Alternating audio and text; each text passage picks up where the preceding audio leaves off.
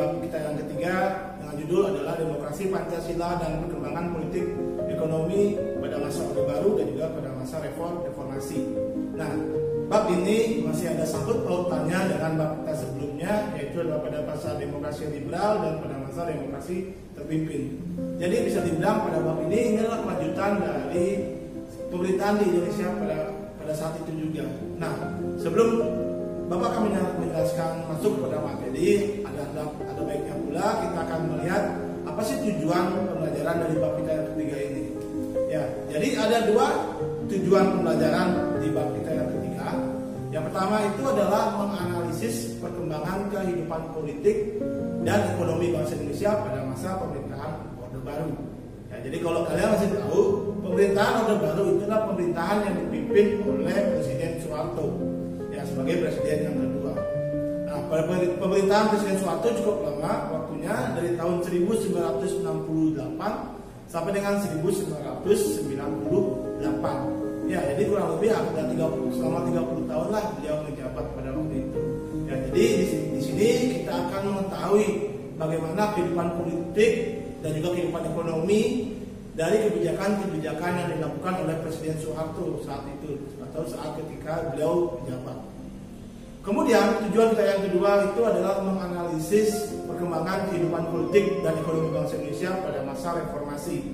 Jadi setelah berakhirnya pemerintahan Presiden Soeharto. Ya, jadi kalau bisa dibilang itu dimulainya dari pemerintahan B.J. Habibie sampai pada masa pemerintahan yang sekarang, kurang lebih pada masa pemerintahan Presiden Jokowi. Ya, pada periode pertama. Ya. Namun sebelum masuk ke sub-pokok materi tentang Orde Baru, kita lihat dulu apa sih atau bagaimana sih transisi yang terjadi dari masa Orde Lama sehingga berubah menjadi pada masa Orde Baru. Nah, jadi perubahan pemerintahan dari Orde Lama menjadi Orde Baru itu memang cukup signifikan yang terjadi. Nah, itu terjadi pada tahun 1965. Ya. Tahun 1965 menjadi tahun yang berpengaruh penting bagi sikap dan pemikiran Presiden Soekarno pada waktu itu. Ya, kalau kalian masih ingat di bab kita yang sebelumnya, pada saat itu, pada tahun itu, Soekarno menerapkan yang namanya sistem pemerintahan demokrasi terpimpin.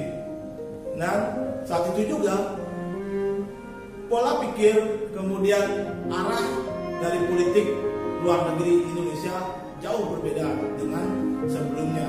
Terutama pada waktu itu bisa dibilang banyak sekali peristiwa-peristiwa yang mengubah pemikiran-pemikiran Soekarno.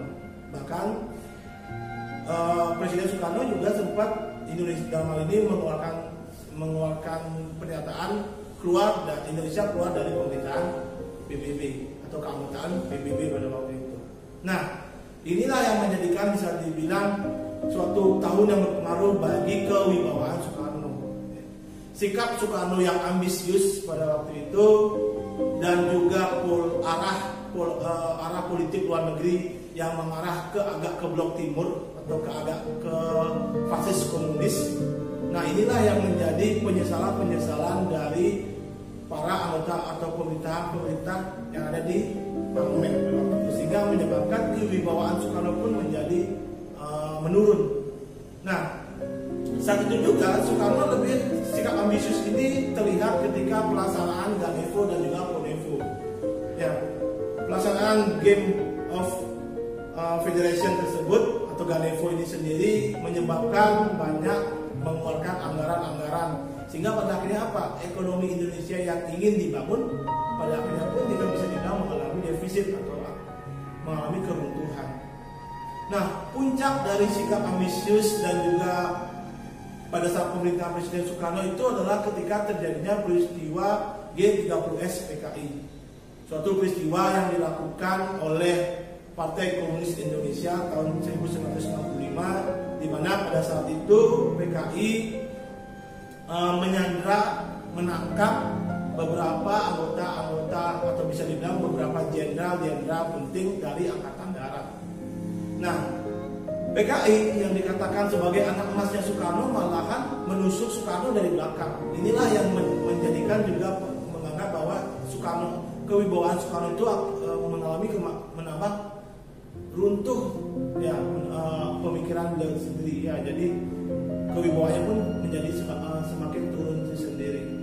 Nah, untuk mengatasi pemberontakan yang terjadi pada saat itu, akhirnya Soekarno mengeluarkan suatu surat perintah yang dikenal dengan namanya Super Semar atau singkatan dari Surat Perintah 11 Maret. Nah, Super Semar sendiri menjadi sebuah patokan atau titik tolak untuk menaikkan derajat kewibawaan Presiden Soekarno di mata masyarakat dan juga di mata pemerintahan saat itu. Ya.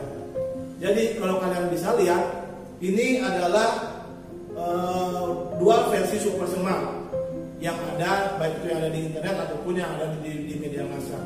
Ya, jadi versi ini banyak sekali bisa dibilang itu adalah ya satu sisi ada yang mengalami keraguan kah atau yang tidak jelas, itu juga memang bisa dikatakan demikian.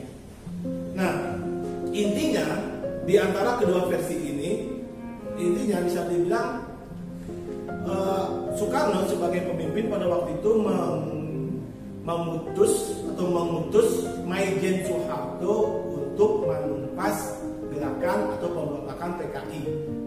Nah, tapi dari kedua versi ini bahasa atau redaksinya yang disalahgunakan.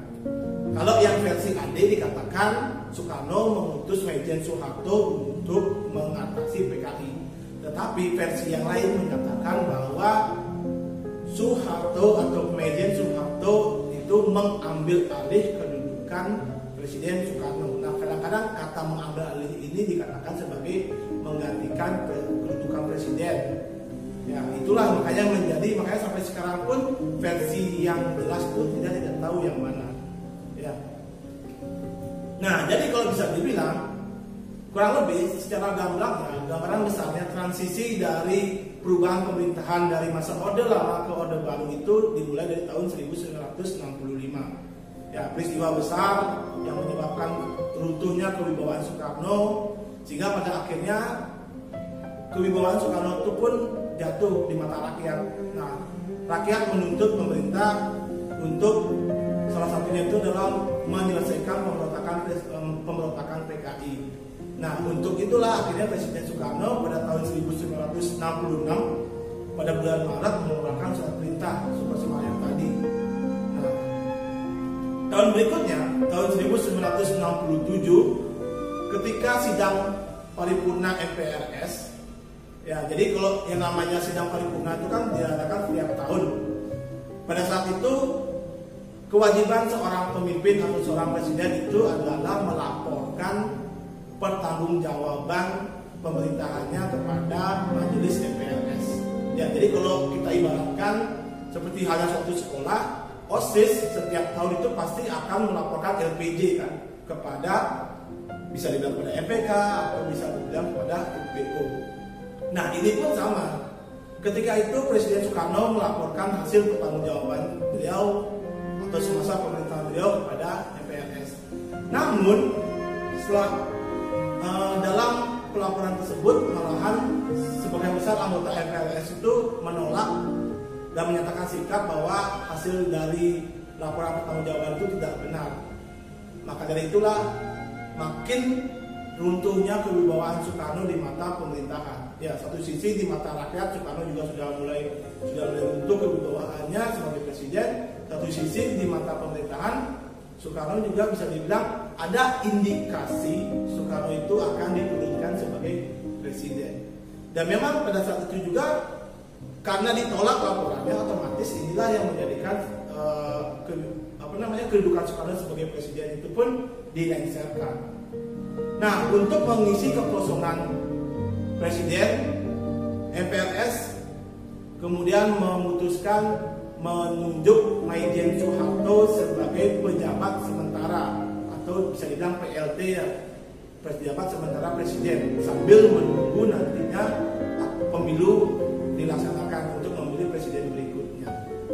Nah, tahun 1968, satu tahun berikutnya, akhirnya MPRS secara mutlak pada saat pemilu itu juga memutuskan memilih Soeharto sebagai presiden yang kedua. Ya, jadi inilah transisi yang terjadi antara dari masa Orde Lama menuju masa Orde Baru.